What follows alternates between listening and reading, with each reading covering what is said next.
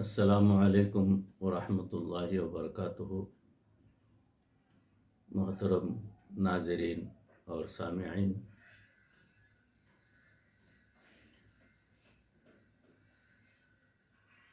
موضوع چل رہا ہے دنیا کے خواہشات کو، دنیا کے لذات کو ترک کرنا مومن کے لیے بے انتہا ضروری ہے۔ بیک وقت ایک میان میں دو تلوار سما نہیں سکتے۔ بالکل اسی طریقے سے ہمارے دل کے اندر دنیا بسی ہوئی ہو تو اللہ کی محبت اور معرفت سما نہیں سکتا، اور اللہ کی محبت کے علاوہ اگر کوئی دوسری چیز، دوسری خواہش ہمارے دلوں کے اندر پیدا ہو گئی، مال کی حرص، ہوس اور دنیا سے رغبت، دنیا کی آسائش، اس طرف ہماری اگر توجہ گئی تو پھر اللہ کی محبت اور معرفت اس دل کے اندر سما نہیں سکتی۔ اسی موضوع پر یہ چوتھی کڑی ہے، آپ حضرات کے روبرو پیش کرنے کی سعادت حاصل کر رہا ہوں۔ سرکار دو عالم صلی اللہ علیہ وسلم نے ارشاد فرمایا، الدنیا اجیف وطالبها کلاب۔ یہ دنیا ایک مردار چیز ہے، مردار جان ہے، اور اس کا طلب کرنے والا جو ہے وہ کتا ہے۔ اسی موضوع پر آگے بڑھتے ہوئے ارشاد فرمایا گیا ہے، یہ بات ذہن نشین کر لیں کہ کچھ لوگ مالدار ہوتے ہیں اور کچھ لوگ مال کے چوکیدار ہوتے ہیں۔ مالدار تو وہ ہوتے ہیں کہ جن کے پاس مال ہو اور اللہ کے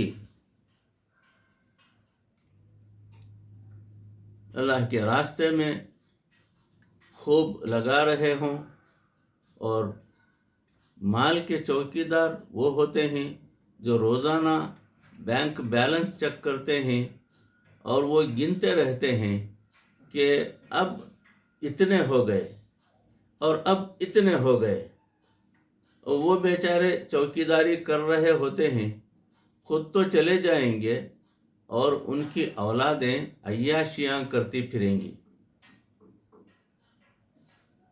اللہ رب العزت فرماتے ہیں، وَضْرِبْ لَهُمْ مَثَلَ الْحَيَاةِ الدُّنْيَا كَمَاءٍ أَنزَلْنَاهُ مِنَ السَّمَاءِ۔ اس کا ترجمہ ہے، اور ان کو بتا دیں کہ دنیا کی زندگی ایسے ہے جیسے ہم نے اتارا پانی آسمان سے، یعنی اللہ کی رحمت۔ اس آیت میں اللہ تعالیٰ نے زندگی کی مثال پانی سے دی ہے۔ دنیا اور پانی میں آپ کو کئی چیزیں مشترک نظر آئیں گی۔ اس سلسلے میں چند مثالیں پیش خدمت ہیں۔ پانی کی صفت یہ ہے کہ وہ ایک جگہ پر کبھی نہیں ٹھہرتا، اسے جہاں بہنے کا موقع ملے بہتا چلا جاتا ہے۔ جس طرح پانی ایک جگہ نہیں ٹھہرتا، اسی طرح دنیا بھی کبھی ایک جگہ نہیں ٹھہرتی۔ دولت کسی ایک کے پاس کبھی نہیں ٹکتی۔ 40 سال کے اندر ہی وہ دولت جس کے پاس ہو اس سے دوسرے کے پاس قدرتی طور پر منتقل ہو جاتی ہے، اور وہ مالک نہیں رہتا اس دولت کا۔ دنیا ہاتھ سے نکل جاتی ہے، جو بندہ یہ سمجھتا ہے کہ میرے پاس دنیا ہے، اس کے پاس سے دنیا روزانہ کھسک رہی ہوتی ہے۔ یاد رکھیں کہ یہ آہستہ آہستہ کھسکتی ہے۔ کسی کے پاس سے 50 سال میں کھسک جاتی ہے، کسی کے پاس 70 سال میں کھسک جاتی ہے، اور کسی کے پاس 100 سال میں کھسکتی ہے، مگر بندے کو پتہ نہیں چلتا کہ یہ ہر بندے کے پاس جاتی ہے۔ مگر یہ کسی کے پاس ٹھہرتی نہیں ہے۔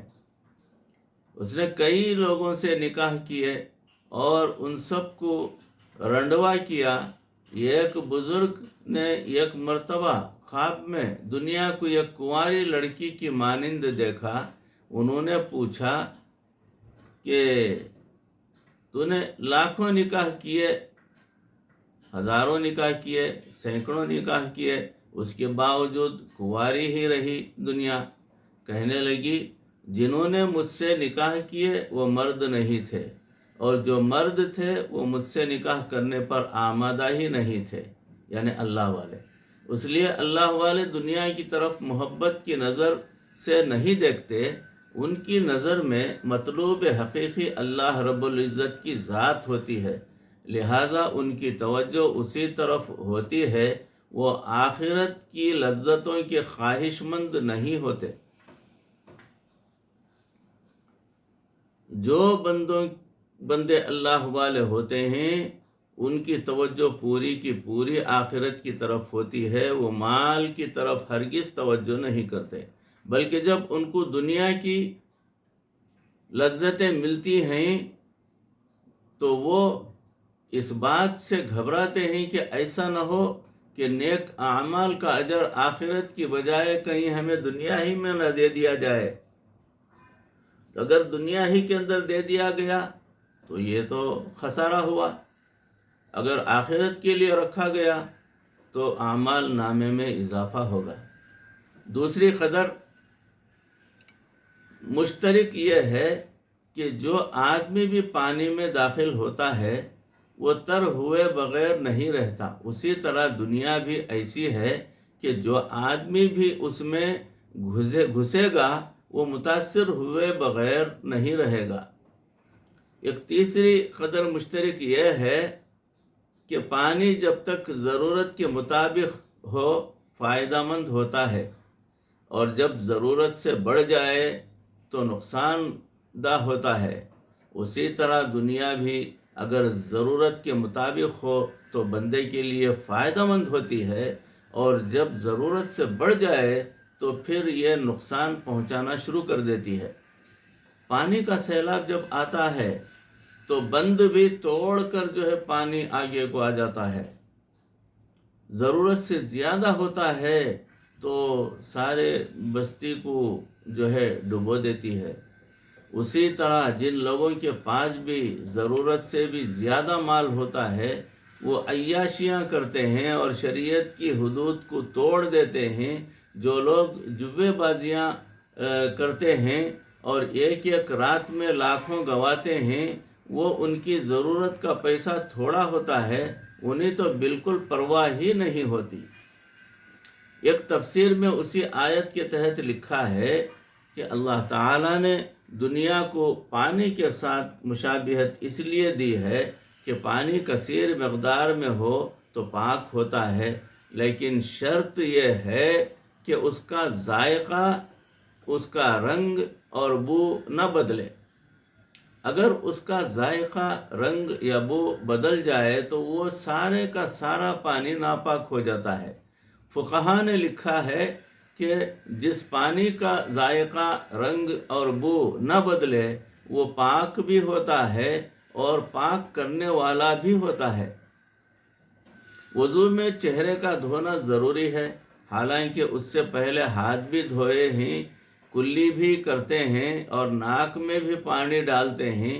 یہاں ایک طالب علم کے دل میں سوال پیدا ہوتا ہے کہ وضو کی ترتیب میں سنت کو فرض پر مقدم کیوں کیا ہے، جبکہ حق یہ بنتا ہے کہ سنت پر فرض کو مقدم کیا جاتا اور سنتیں بعد میں ہوتی۔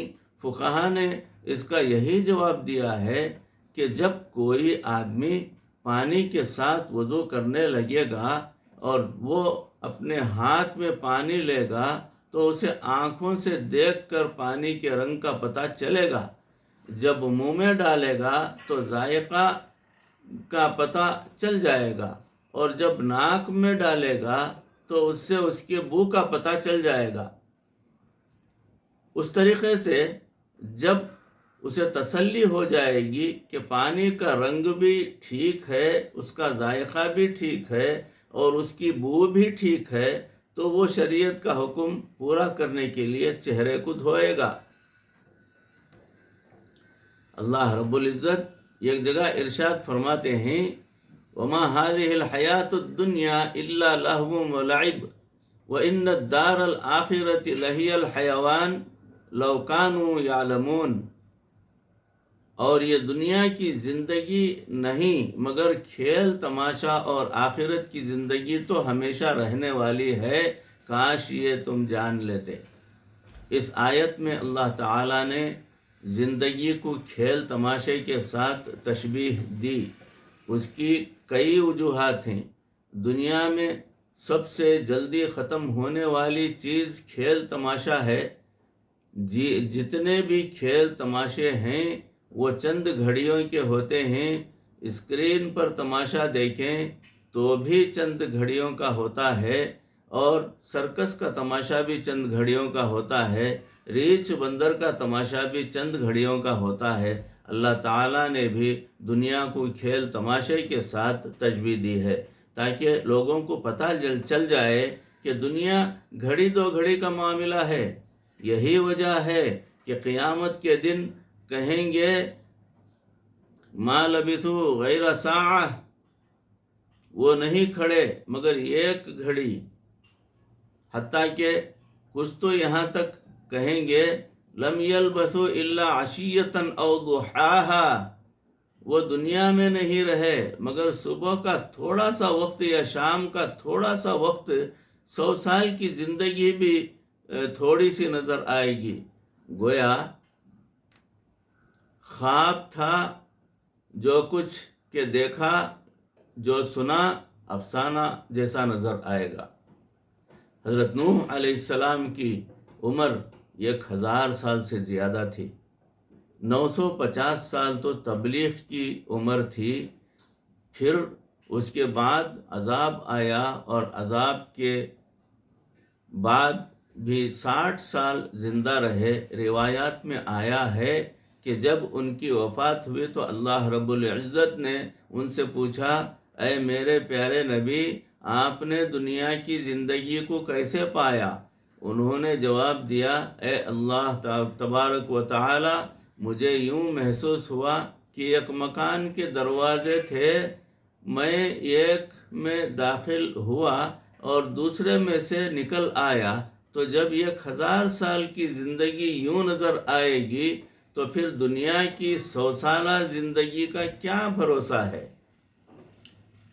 اللہ اکبر وللہ الحمد۔ مرنے والے کو یہی محسوس ہوتا ہے کہ دنیا کی زندگی تھوڑی دیر کی بات تھی۔ آپ خود تجربہ کر کے دیکھ لیں، آپ ذرا پرائمری اسکول کی زندگی کو یاد کریں، آپ کو یوں محسوس ہوگا کہ کل کی بات ہے، حالانکہ اس وقت کو گزرے ہوئے 50 سال، 60 سال، 70 سال ہو چکے ہوں گے۔ دنیا کو کھیل تماشے سے تشبیہ دینے میں دوسری بات یہ تھی کہ عام طور پر کھیل تماشا دیکھنے کے بعد بندے کو افسوس ہی ہوتا ہے، اور وہ کہتا ہے کہ بس پیسے بھی ضائع کیے اور وقت بھی ضائع ہو گیا۔ اکثر دیکھنے میں آتا ہے کہ جو لوگ کھیل تماشا دیکھتے ہیں وہ بھی بعد میں کہتے ہیں کہ بس ہم ایسے ہی چلے گئے، ہمارے لیے کئی ضروری کام رہ گئے ہیں۔ دنیا دار کا بھی بالکل یہی حال ہوتا ہے کہ اپنی موت کے وقت افسوس کر رہا ہوتا ہے کہ میں نے تو اپنی زندگی ضائع کر دی۔ ایک وجہ یہ بھی ہے کہ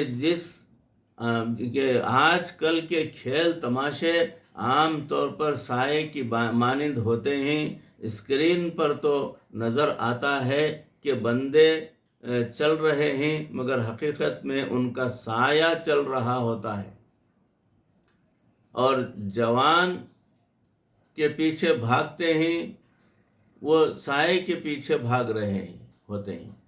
دنیا کا معاملہ بھی ایسا ہی ہوتا ہے، جو اس کے پیچھے بھاگتا ہے وہ بھی سائے کے پیچھے بھاگ رہا ہوتا ہے، اس سے کچھ حاصل نہیں ہوتا۔ نبی صلی اللہ علیہ وسلم نے ارشاد فرمایا، الدنیا وجیفۃ وطالبها کلاب، دنیا مردار ہے اور اس کے طلب کرنے والے کتے ہیں۔ یہ حدیث بڑی قابل غور ہے کہ نبی صلی اللہ علیہ وسلم جو امت پر اتنے شفیق اور مہربان ہیں، ان کے یہ الفاظ ہیں کہ دنیا مردار ہے، اس کے طلب کرنے والے کتے ہیں۔ حدیث پاک میں کوئے کا لفظ استعمال نہیں ہوا، بلکہ کتے کا لفظ استعمال ہوا ہے۔ حالانکہ جس طرح کتا مردار کھاتا ہے، کوا بھی مردار کھاتا ہے، اس کے پیچھے کچھ حقائق ہیں۔ مثال کے طور پر کوے کو جہاں کہیں کوئی مردار ملتا ہے تو وہ اسے اکیلا نہیں کھاتا، بلکہ وہ مردار دیکھ کر شور مچانا شروع کر دیتا ہے اور اپنی سب برادری اور قوم کو بلا لیتا ہے اور پھر وہ سب مل کر کھاتے ہیں۔ لیکن کتا مردار کو ہمیشہ اکیلا کھاتا ہے، وہ کسی دوسرے کتے کو اس کی شراکت پسند نہیں کرتا۔ اس طرح سامنے اس کے خد سے بھی 5 گنا بڑا مردار پڑا ہوتا ہے، وہ خود اکیلے اس کو کھا بھی نہیں سکتا، مگر وہ دوسرے کو کبھی برداشت نہیں کرے گا، بلکہ اگر کوئی دوسرا کتا آ جائے تو وہ مردار کو چھوڑ کر اس کتے کے ساتھ لڑنا شروع کر دے گا، اور پھر جو زیادہ طاقتور ہوگا وہی اس کو کھائے گا۔ یہی حال دنیا دار کا ہے، وہ بھی دنیا کا سارا فائدہ خود ہی لینا چاہتا ہے۔ اگر چند بندے مل کر کام کریں تو ان میں سے ہر ایک کی یہ خواہش ہوتی ہے کہ کسی طرح میرے کھاتے میں زیادہ آ جائے۔ وہ بھی دوسروں کو دینا پسند نہیں کرتا، بلکہ سارے کا سارا خود لینا چاہتا ہے۔ گویا اس کے اندر بھی کتے جیسی صفت ہے کہ جس طرح کتا اکیلا مردار کو کھانا چاہتا ہے، اسی طرح یہ بھی ساری دنیا کے خزانوں کو اکیلا سمیٹنا چاہتا ہے۔ یہ آزمائش ہو چکی ہے، بہت سارے لوگوں کو اس عاجز نے بھی دیکھا، ان سے بات چیت بھی کی، معاملہ بھی کرنے کے لیے دیکھا، بالکل وہ ہرگز کچھ کم و بیش کرنے کے لیے تیار نہیں، اور زیادہ سے زیادہ رقم کھینچنے کی فکر میں لگے رہتے ہیں، جبکہ ان کے پاس اتنا زیادہ مال پڑا ہوا ہوتا ہے کہ وہ اس مال کی بھی حفاظت کرنے کے قابل نہیں ہوتے۔ دوسرا نقطہ یہ ہے کہ کوا کبھی کسی مردہ کوے کو نہیں کھاتا، بلکہ اگر کہیں پر مردہ کوا پڑا ہوا ہو تو کوے وہاں پر آنے سے کتراتے ہیں اور خوب شور مچاتے ہیں، جبکہ کتے کی حالت یہ ہوتی ہے کہ اگر اسے کسی مردار کتے کی ہڈیاں بھی مل جائیں تو وہ ان کو بھی چبا لیتا ہے۔ یہی حال دنیا دار کا ہے کہ وہ دنیا سے تو دھوکہ کھاتا ہی ہے، اگر اس کا کوئی بھائی بھی اس کے ساتھ کام کرے تو وہ اس کو بھی دھوکہ دینے سے باز نہیں آتا۔ اس کمینی دنیا کی خاطر اپنا بن کر اپنوں کو دھوکہ دیتا ہے۔ قریبی رشتہ دار آپس میں کام کرتے ہیں مگر دھوکہ دے جاتے ہیں، گویا ان کے اندر کبھی وہی بات ہوتی ہے جو کتے کے اندر ہوتی ہے۔ ایک تیسرا نقطہ پیش کرتا ہوں، وہ یہ ہے کہ کوا دوسرے کووں سے عبرت پکڑتا ہے۔ اگر کوئی آدمی کسی کوے کو مار کر لٹکا دے تو کوے قریب آنا چھوڑ دیں گے، وہ اس جگہ سے عبرت پکڑیں گے کہ اس نے جب اس کوے کو مار ڈالا ہے تو ہم بھی ادھر اگر جائیں گے تو ہمیں بھی مار ڈالے گا۔ لیکن کتا دوسرے کتوں سے عبرت نہیں پکڑتا۔ یہی حال دنیا دار کا ہوتا ہے، اس کے سامنے روزانہ دنیا دار مرے ہوئے مرے ہوئے کوے کو مار ڈالا ہے تو ہم بھی اگر ادھر گئے تو ہمیں بھی مار ڈالے گا، لیکن کتا دوسرے کتوں سے عبرت نہیں پکڑتا۔ یہی حال دنیا دار کا ہوتا ہے، اس کے سامنے روزانہ دنیا دار مر رہے ہوتے ہیں مگر وہ سمجھتا ہے کہ میں نہیں مروں گا۔ جو بھی مر رہے ہیں وہ ان کی عمر ہو گئی ہے، وہ بیمار ہیں، وہ ان کا وقت ختم ہو چکا ہے، وہ مر رہے ہیں، تو اس سے عبرت حاصل نہیں کرے گا۔ وہ یہ سمجھے گا کہ میں ابھی زندہ رہوں گا اور بہت کچھ دنیا کروں گا، بہت سارا مال اسباب جمع کروں گا اور خوشحال زندگی گزاروں گا، خوب عیش و آرام کروں گا۔ یہ تمام چیزیں جو ہے وہ سوچتا رہتا ہے، عبرت حاصل نہیں کرتا۔ یہ کرسی کو چھوڑتا ہے اور اسے سولی پر لٹکا دیا جاتا ہے، مگر دوسرا تیار ہوتا ہے کہ کرسی مجھے دے دی جائے۔ یہ تو روز کا تماشا ہے۔ آپ سنتے ہیں کہ رات کو امیر ہیں، صبح کو فقیر ہیں، رات کو وزیر ہیں، صبح کو اسیر ہیں، یعنی قید میں ہیں، رات کو وزیر اعظم ہیں، صبح کو قید میں پھنسے ہوئے ایک عام انسان ہیں، رات کو صدر ہیں، صبح کو ملک بدر ہیں، لیکن عبرت کوئی نہیں پکڑتا۔ ایک جاتا ہے اور کئی تیار ہوتے ہیں، وہ یہ نہیں دیکھتے کہ ہم سے پہلے والے کا کیا انجام ہوا۔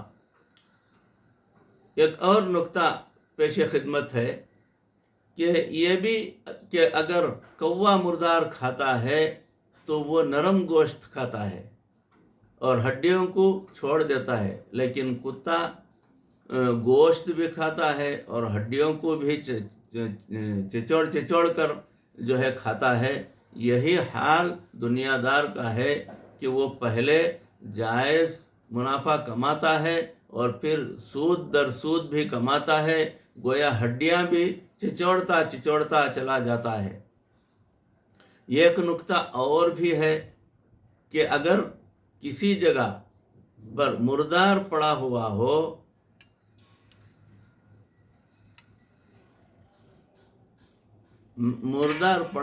ہو اور کوا اس میں سے کچھ کھائے بھی تو وہ رات کو اپنے گھونسلے میں چلا جاتا ہے، وہ رات کو اس مردار کے پاس نہیں ٹھہرتا، وہ دن میں اسے کھائے گا اور رات کو واپس اپنے گھونسلے میں چلا جائے گا۔ لیکن کتے کی عادت اور ہے، وہ دن میں اسے کھائے گا اور رات کو اس کے قریب میں بیٹھ کر پہرا دیتا رہے گا کہ کوئی دوسرا کتا اس پر قابض نہ ہو جائے۔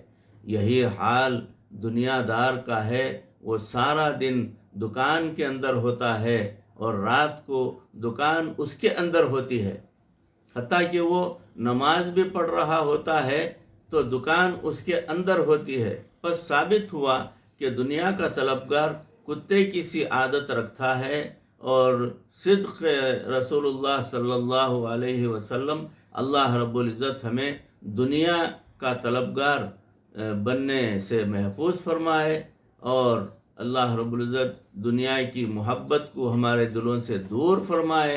اللہ رب العزت اپنی محبت اور معرفت ہمارے دلوں کے اندر داخل فرمائے۔ وآخر دعوانا الحمد للہ رب العالمین۔ کہی سنی باتوں کو، اس عاجز کو بھی اور آپ تمام کو بھی سن کر اس سے عبرت حاصل کرنا اور اس کے اوپر عمل کرنے کی پروردگار توفیق عطا فرمائے۔ سبحان ربک رب العزت عما یصفون وسلام علی المرسلین والحمد للہ رب العالمین۔ السلام علیکم ورحمۃ اللہ وبرکاتہ۔